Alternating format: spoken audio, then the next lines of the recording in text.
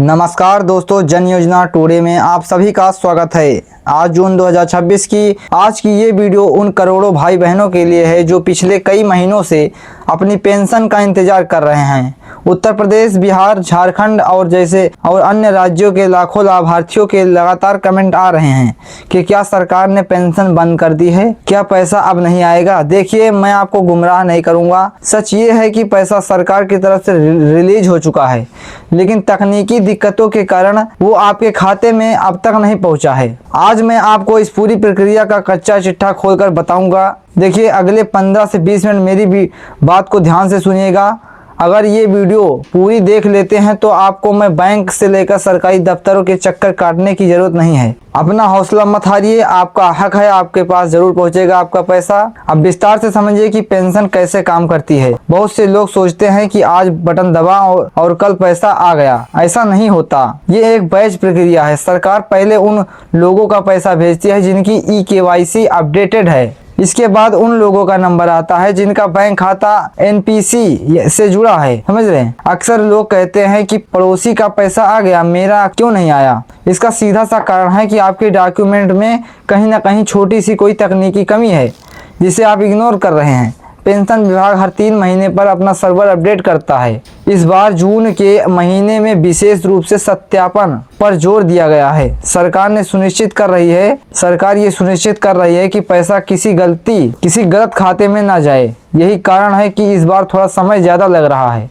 मैं आपको सलाह दूंगा कि अगर आपका पैसा नहीं आया तो भ्रष्टाचार न समझें। इसे एक सिस्टम अपडेट के रूप में देखें जिसे आप घर बैठे ठीक कर सकते हैं। चलिए, अब अलग अलग राज्यों की स्थिति पर एक नज़र डालिए। यूपी में सरकार ने इस बार नियम कड़े किए हैं। यहाँ पर 4500 रुपये 3 महीने का देने का नियम है, यानी 4500 रुपये। लेकिन ध्यान रखिए, समाज कल्याण विभाग ने अब आयु प्रमाण पत्र की मांग की है।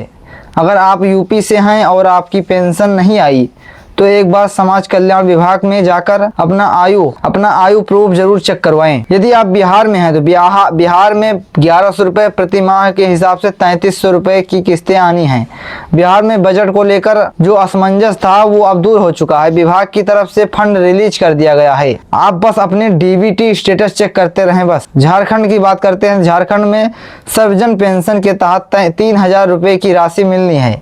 झारखंड के पेंशनर्स जो हैं, वहाँ के पेंशन लाभार्थी जो हैं, एक सलाह है उनके लिए, आप अपना जीवन प्रमाणीकरण समय पर करवाएं, क्योंकि वहाँ के पोर्टल पर ऑटो सत्यापन का फीचर चालू है। अब गौर से सुनिए, 30 जून की डेडलाइन क्यों महत्वपूर्ण है। 30 जून को वित्तीय समीक्षा होती है। सरकार चाहती है कि इस तारीख ज्यादा से ज्यादा इस तारीख को लोगों के खाते में पैसा पहुंच जाए। 15 जून से भुगतान शुरू हो चुका है। इसका मतलब ये नहीं कि 15 को ही सबके खाते भर जाएंगे। ये पैसा बैच में आता है। पहले वृद्धावस्था पेंशनर्स को, फिर विधवाओं को और फिर दिव्यांगजनों को। अगर आज आपका पैसा नहीं आया है तो इसका मतलब ये नहीं है कि पैसा आएगा ही नहीं।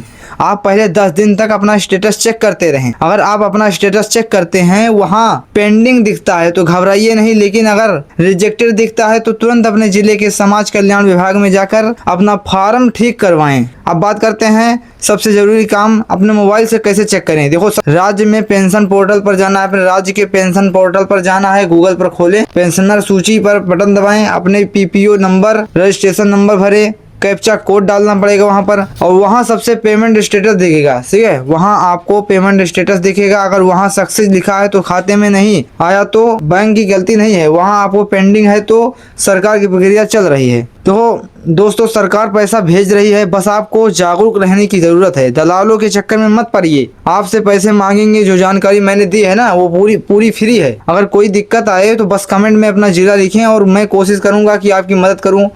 अगर आप चाहते हैं कि मैं कल पूरी यूपी, बिहार और झारखंड की पोर्टल के डायरेक्ट लिंक अपने कमेंट में पिन कर दूं, तो आपको अभी वीडियो को लाइक करें और हमारे चैनल को अभी सब्सक्राइब कर लें। अपना ख्याल रखें। मैं कल 48 घंटे में नई अपडेट्स के साथ आऊँगा। जय हिंद।